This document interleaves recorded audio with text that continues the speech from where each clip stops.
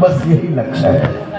Retire हो गए, military में थे और वहाँ से रिटायर होकर घर आ गए, प्याज लगाने लगे, लहसुन लगाने लगे, टाइम बीतने लगा, बच्चे नौकरी करने लगे। धीरे धीरे समय 70 वर्ष बीता, 75 वर्ष बीता, 80 वर्ष आ गया और फिर मिलने गया तो उन्हीं आईएएस की स्थिति ये थी कि द्वार पर पड़ी हुई चारपाई पर पड़ा हुआ वह बच्चा आज न चल पा रहा था, न हाथ टेढ़े कर पा रहा था, दांत टूट गए थे, आंखों में मोतियाबिंद पक गया था। जिस घर में उनकी तूती बोलती थी उस घर का नाती बुलाने पर जल नहीं दे रहा था और पड़ा पड़ा वह मानव अपने होठों पर लग रही मक्खियों को हाँक नहीं सकता था। फिर मैंने पूछा, बेटा हे काका, जीवन का लक्ष्य क्या है?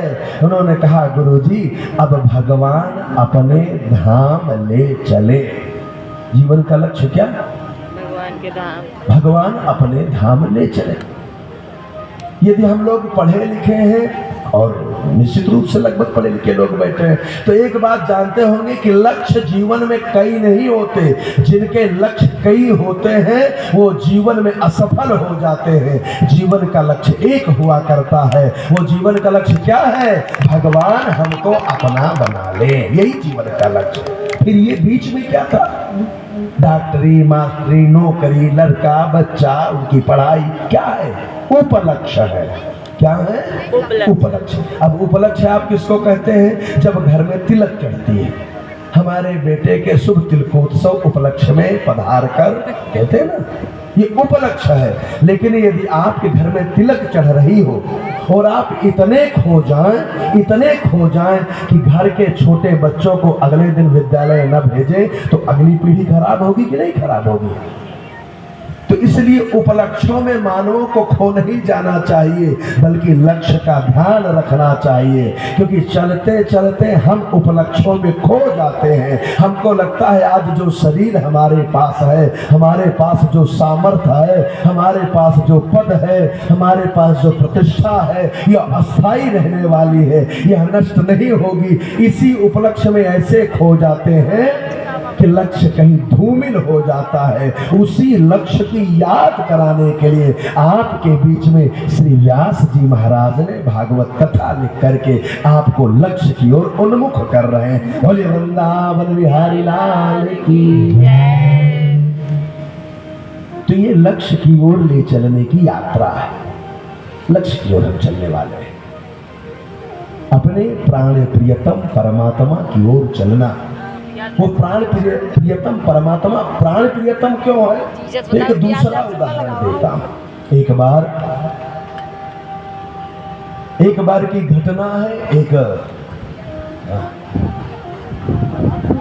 भगवान भी प्रसन्न होकर के कह रहे, वाह ठीक कह रहे हो महाराज। एक बार की घटना है माताओं बंधु। एक सज्जन केदारनाथ के पास एक पहाड़ी पर बैठ करके तप कर रहे थे, पूजा कर रहे थे। पूजा करते करते करते करते करते करते करते हजारों वर्ष बीत गए। भगवान प्रसन्न हो गए, उनके सामने आ गए। भगवान ने कहा कि आपकी तपस्या से, आपके सत्कर्म से मैं प्रसन्न हूं, वरदान मांगिए। वो खड़े होकर के भगवान को प्रणाम किए तो भगवान ने कहा, अरे इतनी मेहनत, इतनी तप, इतनी पूजा मेरी, मैं तो अतीव प्रसन्न हो गया हूं। वो उस मानव को ध्यान में आ गया कि मैंने शायद बहुत पूजा की है। पीछे देखा तो पत्थर जहां बैठे थे, जहां बैठकर वो तप कर रहा था, पत्थर कट गया था। उसने कहा, प्रभु यदि एक दिन का मौका बना देते, दे देते तो मैं क्या क्या मांगना लिस्ट बना लेता घर द्वार के लोगों से पूछ करके। नहीं तो कहीं कम मांगा था, कहीं आपको नहलाता हूँ, धुलाता हूँ, ये सारा काम करता हूँ, और मांगा भी तो कम मांगा तो गड़बड़ हो जाएगा। तो हे नाथ, एक दिन का मौका दे दीजिए। भगवान ने कहा, ले लो भैया, कल सायंकाल मिलते हैं। आज दोपहर से लिस्ट बनाने लगा, मुझको भी तो लिफ्ट करा दे, गाड़ी बंगला कार दिला दो, एक नहीं दो चार, इतना बेटा, ये बंगला, गाड़ी, पत्थर वाला भवन, लंबी लिस्ट बनाते बनाते अगले दिन का बाबूजी दिन का 12 बज गया।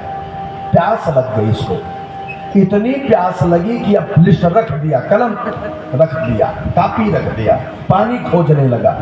जल की खोज में वो पास गया, जहां रहता था पास में, जहां जल गिरता था, धार मिलती थी, दौड़ करके गया तो देखा वहां जल सूख गया था उस तड़ाक का। अब क्या करे, तो चारों तरफ दौड़ा, लेकिन दिन में 12 से 1 बजा, कब 2 बज गया, 2 बजते बजते तो इतना व्याकुल हो गया पानी के बिना, लगा कि प्राण निकल जाएंगे, नहीं बचेंगे प्राण। पथरीला, उसमें भी जेठ की दोपहरी।